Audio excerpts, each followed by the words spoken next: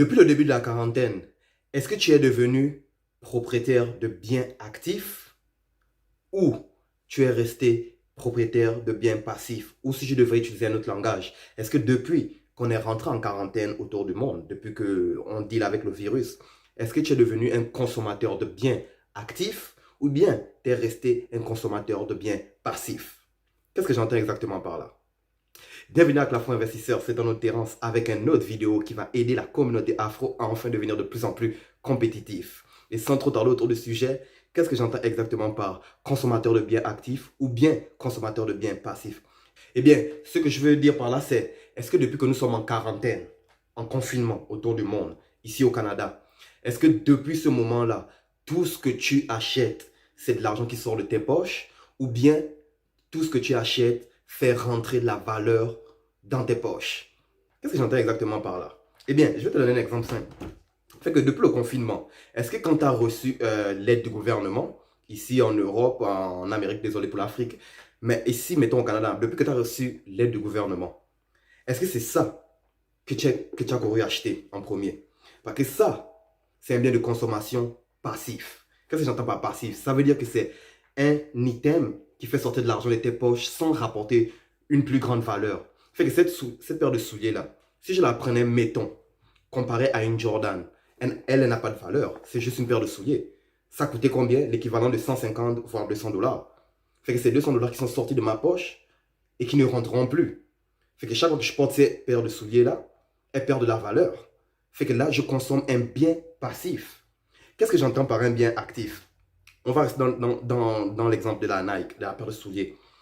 Si, mettons, tu achètes une paire de Jordan, on sait que la paire de Jordan, elle, c'est un item, c'est un bien qui prend de la valeur au fil des ans à cause de la grandeur du joueur de basket Michael Jordan. Et à cause que la consommation, depuis que Jordan a mis cette chaussure sur le marché, ne fait que grandir de façon exponentielle. On a vu dernièrement le modèle Louis Vuitton, si je ne me trompe pas, Louis Vuitton ou Christian Dior, qu'ils ont fait en collaboration avec Jordan, que le monde a acheté à peu près aux alentours de 10 000 et ils l'ont revendu plus tard aux alentours de 20 000. Ça, c'est un bien actif, un bien de consommation actif. Fait que tu achètes le moment, sur le moment tu sors de l'argent.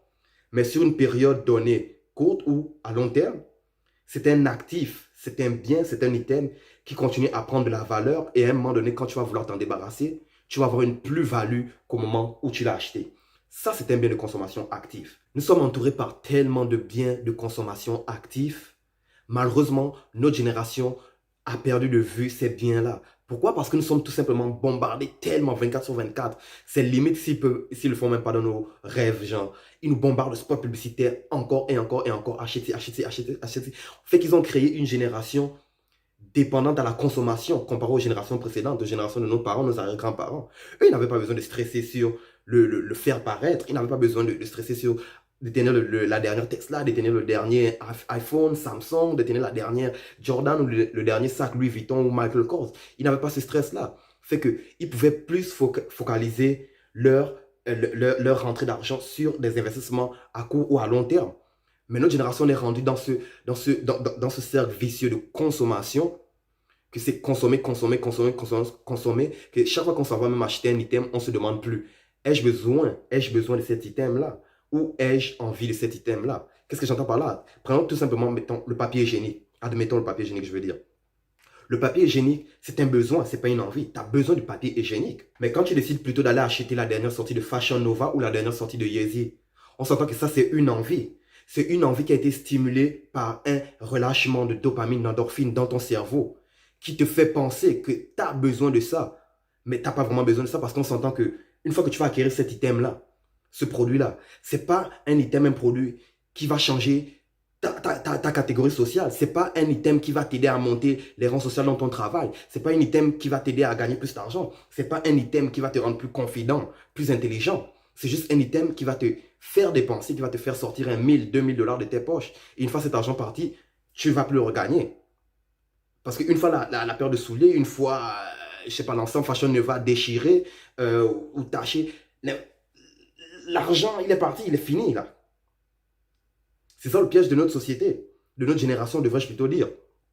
Nous sommes pris là-dedans. Quand on ne trouve plus, on ne reconnaît pas les biens de consommation actifs qui sont autour de nous. Comme tout le monde, la plupart du monde préfère acheter ça, sans savoir qu'au lieu d'acheter ça, pour le même prix que ça, ils pourraient devenir propriétaires de la compagnie.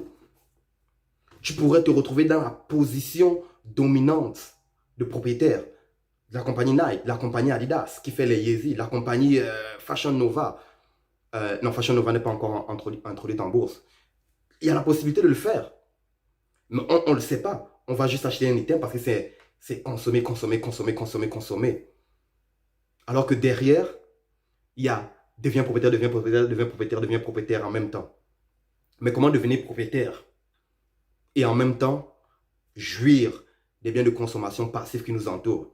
Hey, ça c'est le sujet de notre vidéo. Abonne-toi à la chaîne. Si tu aimes, laisse ça dans les commentaires. Si tu n'aimes pas, laisse-le dans les commentaires. Mais retrouve-moi dans la prochaine vidéo où on va parler exactement comment tu peux commencer à devenir propriétaire de biens actifs avec un investissement qui peut partir de 5 $, 20, 50, 100 $ même. Parce qu'aujourd'hui, ils ont simplifié les plateformes d'investissement. Et oui, ça a tellement été simplifié que tout ce que tu as à faire, c'est de suivre la chaîne de l'Afro-Investisseur pour savoir comment faire, comment t'y prendre et regagner ta propre liberté financière.